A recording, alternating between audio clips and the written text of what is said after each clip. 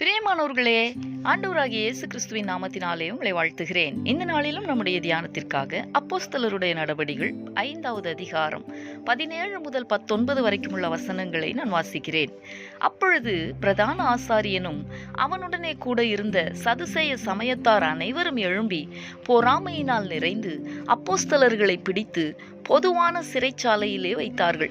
கர்த்தருடைய தூதன் ராத்திரியிலே சிறைச்சாலையின் கதவுகளை திறந்து அவர்களை வெளியே கொண்டு வந்து, எனக்கு அன்பானவர்களே, எல்லா தீங்குக்கும் விலக்கி காக்கிற ஒரு சர்வ வல்லமையுள்ள தேவனை ஆராதிக்கிற தொழுது கொள்ளுகிற நாம் எல்லாரும் பாக்கியவான்கள் தானே.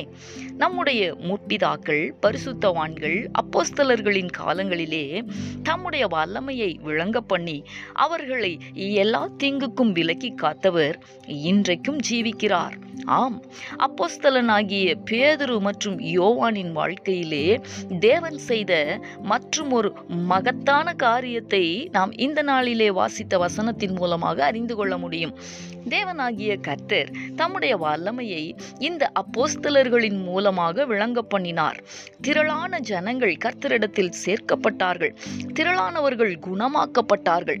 இதை கண்ட சதுசேயர்கள் பிரதான ஆசாரியன் ஆகியோர் இந்த அப்போஸ்தலர்களை பிடித்து பொதுவான சிறைச்சாலையிலே வைத்தார்கள்.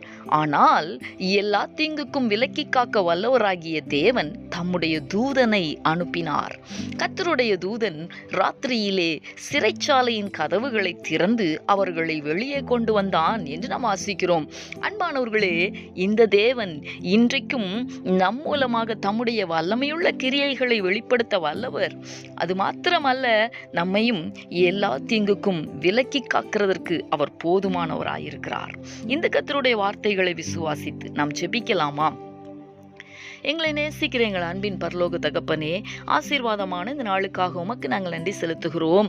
இந்த நாளிலும் எங்களுடைய முற்பிதாக்களை அப்போஸ்தலர்களை எல்லா தீங்குக்கும் விலக்கி காக்க வல்லவராகிய தேவன் சிறைச்சாலையிலிருந்து தம்முடைய தூதனை அனுப்பி அவர்களை வெளியே கொண்டு வந்ததை நாங்கள் தியானித்தோமே. தகப்பனே, இன்றைக்கும் உம்மை நம்பி உம்முடைய நாமத்தை விசுவாசித்து உமக்காக காத்திருக்கிற உம்முடைய பிள்ளைகள் மூலமாக தேவனாகிய கர்த்தர் தம்முடைய வல்லமையை விளங்க பண்ணும்படியாய் ஜெபிக்கிறேன். ஆதி அப்போஸ்தலர்கள் மூலமாக நடைபெற்ற தேவனுடைய கிரியைகள் எங்கள் மூலமாய் வெளிப்பட கர்த்தர் எங்களை பயன்படுத்துவீராக. எல்லா தீங்குக்கும் விலக்கி காக்கிற தேவன் தம்முடைய பிள்ளைகளை அன்றைக்கு விலக்கி காத்தது போலவே இன்றைக்கும் நீர் செய்ய வல்லவர். அதற்காக உமக்கு நன்றி செலுத்துகிறேன். தொடர்ந்து உம்முடைய நாமம் மகிமைப்படட்டும்.